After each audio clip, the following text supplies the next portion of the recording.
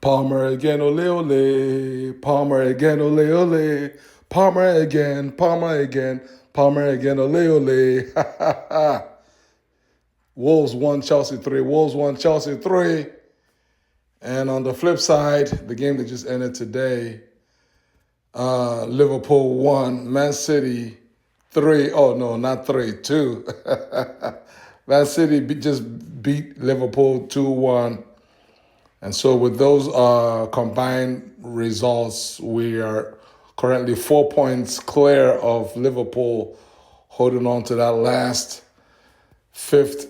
possible fifth Champions League spot. Although there's still tons and tons of games. I believe 13 or so games left to be played. I mean, nothing has been resolved anywhere in the league. Definitely not at the top. Arsenal thought they were running away with the league title, but they're still just 6 points clear. They still have to go to Etihad. They still got to play us. I mean, the last time they played us in the league with 10 men, Arsenal huffed and puffed for a 1-1 draw. And so there's a lot to play for. We got to keep pushing. 4 straight wins by Liam, Rosenyor in the Premier League. All you Chelsea fans out there, talking about quote unquote easy wins. I didn't see the last guy. I'm not gonna mention his name because I do have a lot of love and respect for a guy that won us not one but two proper pieces of silverware, solid silverware last season. I got nothing but love for Maresca, but the reality is he had a rough time against the likes of Crystal Palace. In fact, he never beat Crystal Palace in 3 times. He had issues with Brentford that Rosenio beat 2-0. He had issues with he didn't have fairness to him. He never had issues with Wolves. Nobody has issues with Wolves. But he had the last game that the third game. Crystal Palace. Oh, West Ham. Yeah, I don't think he had issues. Maresca didn't have issues with West Ham. In fairness to Maresca, I believe he swept West Ham. But CP was always an issue. Just dropping points against CP. He had issues with Leeds and all these kind of teams. So the point I'm trying to make is, even like the Brentfords, he had issues with Brentford. Couldn't beat Brentford earlier this season, 2-2 draw. I mean, so the point is, listen, this is the Premier League. A win is a win. It doesn't matter whether it's Wolves or whether it's Liverpool. If you beat Liverpool, you get 3 points. You beat Wolves, you get 3 points, right? And it all adds up. 3 equals 3. So for me, it's job done. Once you get the 3 points, the job is done. And the job in this game was done early and often, and the first half was over. Palmer again, ole ole, with a first half, hat trick. First half hat trick, and that gives him his fourth hat trick as a Chelsea player. I believe he's number 1 in the history of Chelsea in terms of hat tricks, ahead of the likes of obviously Drogba, Lampard, and Hazard, and that, which is just crazy.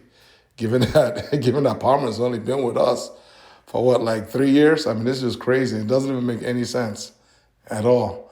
And Palmer this season is not even fit.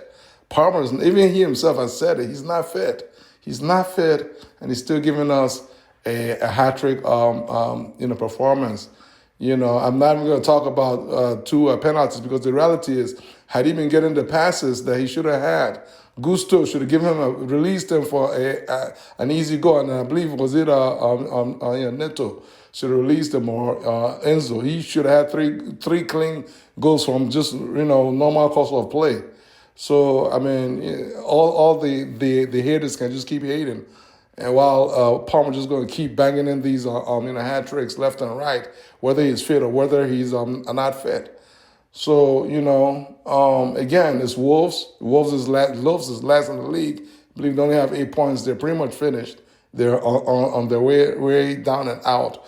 They're just waiting for the match to basically add up, so we can officially say that they are relegated. But I mean, and the reality is, effectively, I mean, Wolves only has 8 points, and I believe West Ham West Ham is the third like worst team, if you want to call it that, and they're only 3 points away from Forest, and they have like 20, I believe West Ham has 23 points. So that'll tell you how bad Wolves is. I'll tell you how bad. I believe West Ham has either 23 or 26 points. Something along those lines. They have 25. I believe they have 26 points or something. So, Wolves, Wolves, I'm right. Wolves is, they're obviously getting ready for life in championship. And that's what they've done. They went and hired their former boy to, pretty much get them prepared to go down and hopefully bounce right back up. And in fairness to Wolves, they didn't necessarily make it easy for us, in as much as two silly fouls, two silly penalties did make it easy. But overall, as a team, I think that, it's Wolves, right? I mean, it's not Liverpool.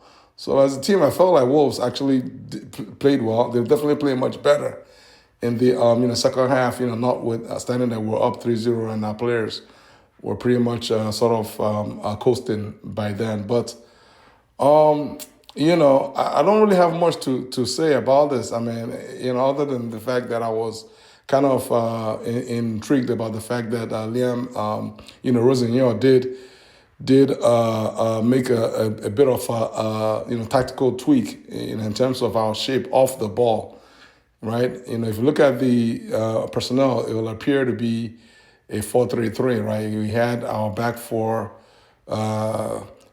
Cucurella, we had Trevor, Fofana and Gusto are right back. Obviously, Sanchez in goal. And then our middle trio is the only three midfielders we have, Santos, Enzo, and, Casio. And then what you would have thought would have been two wide players in terms of Neto and Palmer, and then João Pedro up front at 9. That's what I thought it was going to be. But off the ball, it appeared to be, a bit of a 4, even on the ball, actually, not just off, but also on the ball. It appeared to be somehow of a 4-4-2, right? Because Wolves was playing almost in a 4-4-2. I mean, they had Tolu and, what's his name, the other striker. His name slips my mind, that they had. So they had two strikers up front, and then 4 midfielders in front of their back four.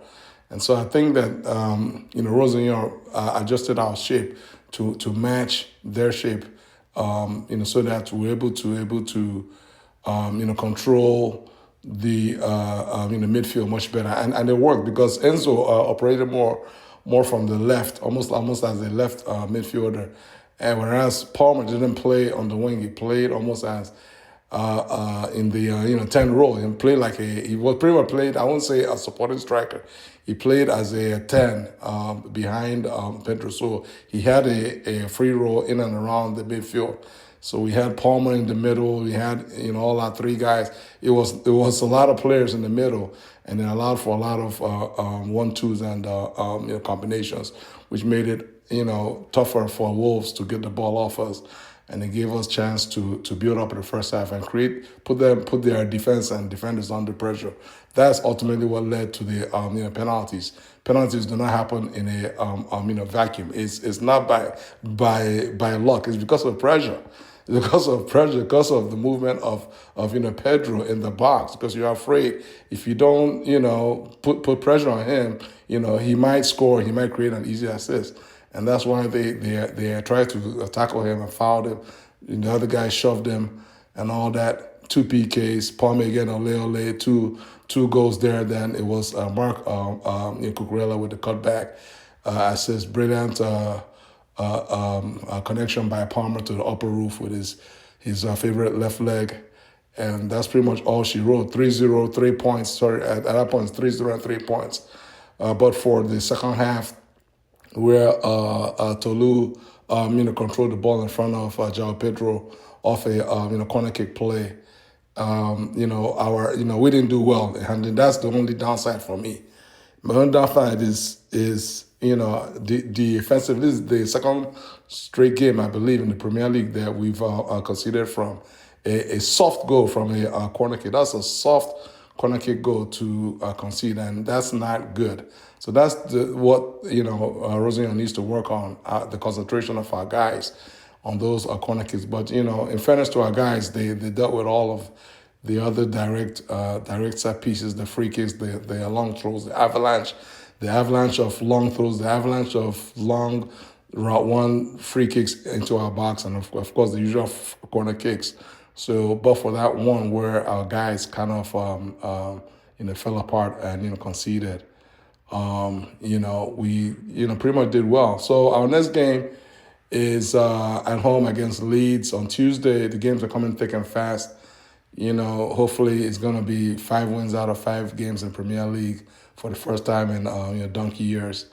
And then after that, we have another 3 days on Friday, believe it or not.